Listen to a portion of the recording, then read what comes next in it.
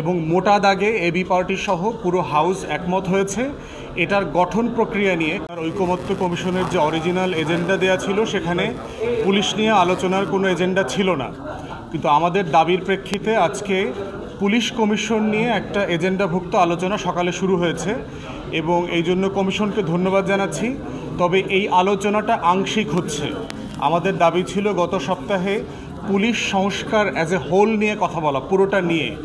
আজকে শুধুমাত্র একটা খণ্ডিত প্রস্তাব তারা দিয়েছেন যে একটা স্বাধীন পুলিশ কমিশন গঠন বিষয়ে, এবং মোটা দাগে এবি পার্টি সহ পুরো হাউস একমত হয়েছে এটার গঠন প্রক্রিয়া নিয়ে। কারা কারা এটার সদস্য হবেন, এটার কাজের এখতিয়ার নিয়ে আরও কিছু আলোচনা, সংশোধিত প্রস্তাব আসবে এবং এন্ডে এটা আসলে পার্লামেন্টে রেফার করে দেওয়া হবে আর কি। পার্টিকুলারলি পুলিশ সংস্কারটা কেন মোটা দাগে আলোচনা হওয়া জরুরি, কারণ হচ্ছে যে পুলিশ প্রথমবারের মতো নিজেরা জাতির কাছে তাদের কাজের জন্য ক্ষমা চেয়েছে এবং তারা আনুষ্ঠানিকভাবে সংস্কারের জন্য আবেদন করেছে। বাংলাদেশের ইতিহাসে কোনো রাষ্ট্রীয় প্রতিষ্ঠান জাতির কাছে ক্ষমা চাওয়া এবং আনুষ্ঠানিকভাবে সংস্কারকে প্রত্যাশা করাটা এটা একটা রেয়ার ঘটনা। তো সেজন্য পুলিশের যারা সিনিয়র লিডারশিপ আছে ওনাদেরকে আমরা ধন্যবাদ জানাই এবং কমিশন এবং রাজনৈতিক দলগুলোর পক্ষে হচ্ছে এখানে এই প্রস্তাবনাটা রেজ করাটা জরুরি ছিল।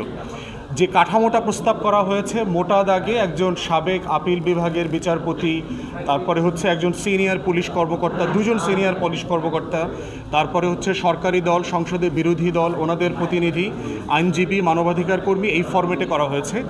এইখানে আমাদের এবি পার্টির পক্ষ থেকে কিছু সংশোধনী প্রস্তাব আছে। আমরা বোধ করছি যে দুইজন পুলিশ কর্মকর্তা সিনিয়র লেভেলে না রেখে, আপনারা জানেন যে পুলিশের ফরমেশনে 2,14,000 সদস্য আছে, তার ভিতরে 2,06,000 হচ্ছে যারা বিসিএস না, কনস্টেবল, সাব ইন্সপেক্টর, ইন্সপেক্টর এই লেভেলের, এবং তারাই কিন্তু মেইনলি পুলিশিংটা করেন, তারাই মেইনলি থানাতে দায়িত্ব পালন করেন, ওসির দায়িত্ব পালন করেন। পুলিশ কমিশনে তাদের কোনো প্রতিনিধি নাই। তো যারা জনগণের হয়ে প্রত্যেক দিন পুলিশিং করেন, নিরাপত্তা দেন এবং জনগণকে ভোগান্তি দেন, দুটাই তারা দেন, তাদের প্রতিনিধিটা এই কমিশনে থাকা জরুরি আমরা বোধ করছি। দ্বিতীয়ত হচ্ছে সরকারি দল বিরোধী দলের প্রতিনিধির পরে আবার স্পিকার এবং ডেপুটি স্পিকারের প্রতিনিধি আসলে প্রয়োজন নাই, এটা একই ফ্রেমে আসছে। বরং আমরা বোধ করছি যে একজন রিটায়ার্ড সেশন জাজ দরকার, যিনি আসলে পুলিশ জানেন যে আপনার নিম্ন আদালতে সে তদন্তের জন্য প্রতিবেদন দেয় এবং সাক্ষী দেয়, মামলাটা সে প্রস্তুত করে, জিডি করা থেকে শুরু করে। অতএব এই প্রসেসটা যেই বিচারক ডিল করেন নিম্ন আদালতে তার প্রতিনিধি দরকার, এবং সেই জায়গাতে আমরা বোধ করেছি যে একজন নিম্ন আদালতের ডিস্ট্রিক্ট জাজ, সেশন জাজ ছিলেন, তেমন একজন এখানে প্রতিনিধি দরকার। তো সেক্ষেত্রে কমিশনটা রিভাইজ করার জন্য একজন আইনজীবীর প্রস্তাব করা হয়েছে। আইনজীবীটা নিম্ন আদালতের অভিজ্ঞতা সম্পন্ন না হলে যেটা হবে, রাজনৈতিক পরিচয়ে আপনার উচ্চ আদালত থেকে একজনকে দিয়ে দেবে যিনি আসলে এখানে ভালো রোল প্লে করতে পারবেন না।